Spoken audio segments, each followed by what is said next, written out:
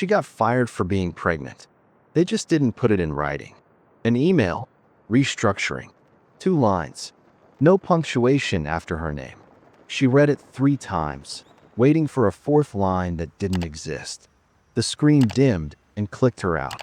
Daylight, but the room shrank a size. The fridge kicked on, steady and loud. The sound that makes pretend feel real. Mark had said not to worry. We'll handle this quietly. That tone, the one that meant he'd already decided. She believed him out of fatigue, not trust. 5 years there taught her how men like him made problems disappear. Her hand stayed steady, just slower. Badge folded. Charger out. One more try at the portal, access denied. But on a second tab, her folder still hung open, half-loaded. An HR report, time-stamped before the email. She leaned in. Voluntary separation, signed by someone she'd never met. The signature wasn't written. It was pasted. For a moment, she didn't breathe. Not from panic, from recognition. This wasn't carelessness. It was cleanup. Her phone buzzed with messages. Friends from work sending heart emojis. Awkward "so sorry" texts. She muted the thread. The next sound was quieter. The click of a USB drive. She slid it in, copied every file that still opened. Memos, schedules, drafts of internal forms. No plan, just instinct. The one that made her save receipts for things she'd never return. When the laptop finally shut down, she sat for a while in the blue glow of her TV screen. No sound, just light.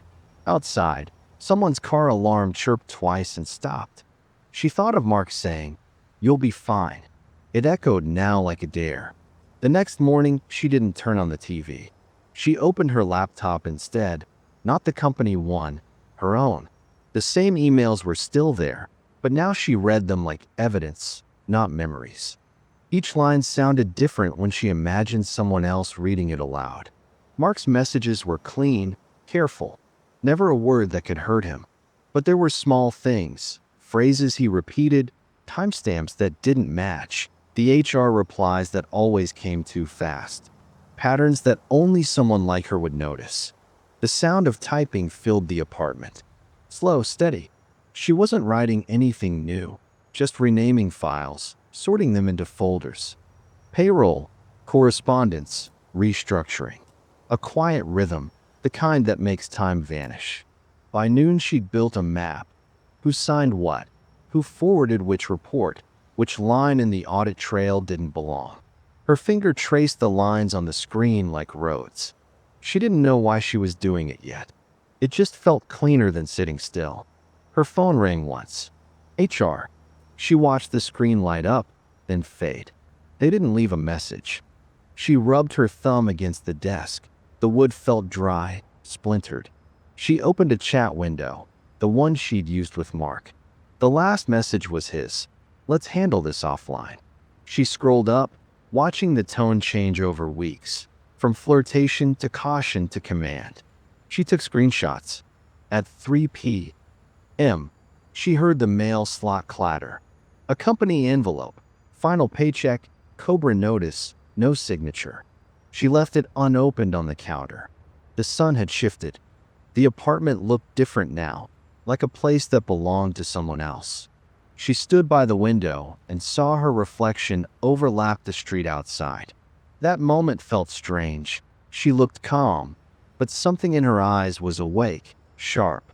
When she sat again, she opened a new document. Title, timeline, dates, quotes, screenshots.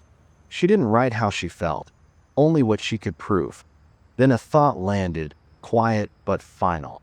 If they built this on lies, maybe truth should be the thing that breaks it. She saved the file, named it June Audit _V1. Outside, a truck backed up, one long beep, then silence. Rain started before dawn, soft, uneven, like static on glass. She hadn't slept. The laptop glow held on, her timeline open and growing. By now it wasn't about Mark. It was the way truth got ironed flat into polite words. The way his system erased her in the same tone it used for meeting invites. Black coffee. The compliance manual again. The one she'd saved back when procedures still meant something. Paragraph 12. Whistleblower protections apply in cases of falsified HR documentation. It read like permission. Heavier ring. New draft. Subject. Possible document irregularities. No name. Not yet. Mid-attach, her hand stopped. Heartbeat steady, deliberate, the same rhythm as when she copied those folders. This was the line. Cross it and you don't go back. She minimized the window. Her reflection floated over the company logo. Two versions of her for 1 second, deleted and building. Send. No chime. The draft vanished into the queue. She waited for a lockout, a call, a break. Nothing. The silence got louder than the rain. Then, a ping. Automated. Your report has been received and logged for review. She let out one breath. Not relief. Not fear. Just breath. She closed the laptop and walked to the kitchen. The rain hit harder now, bouncing against the metal frame of the window. The smell of coffee still hung in the air. She poured what was left down the sink, rinsed the cup, set it upside down. That's when she noticed her phone lighting up on the counter. Unknown number, no voicemail. Then again, same time every hour. Not panic, just confirmation. The system had felt the disturbance.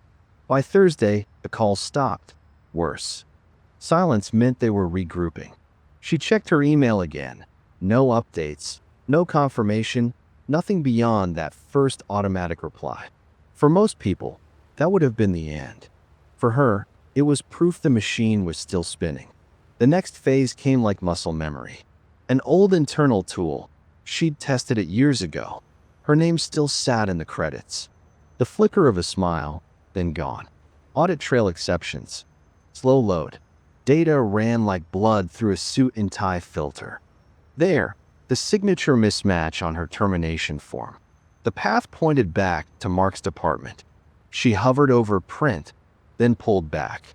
Paper leaves tracks. Screenshots don't. She saved to an encrypted folder and called it client_review_assets. Outside, the streetlights flicked on early. The day had that late winter dullness. Gray, close, nothing to distract you from yourself. She sat in that light for a long minute, the cursor blinking beside the folder name. The decision came without words. The cursor blinked. Nothing moved. She opened the state's secure upload page and dragged the file in. It took 15 seconds.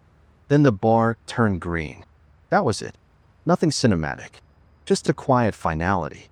She leaned back, listening to the faint hum of the refrigerator. It had become her metronome, the one sound that hadn't lied. For a second, it almost felt done. The hum sounded steady, safe, like the world might leave her alone now. Her phone buzzed again. Mark this time. We need to talk. She stared at the message, unread for almost a full minute. Then she deleted it, emptying the trash folder right after. When the notification disappeared, she felt something strange. Not victory, not calm. Just the absence of weight. She turned off the light.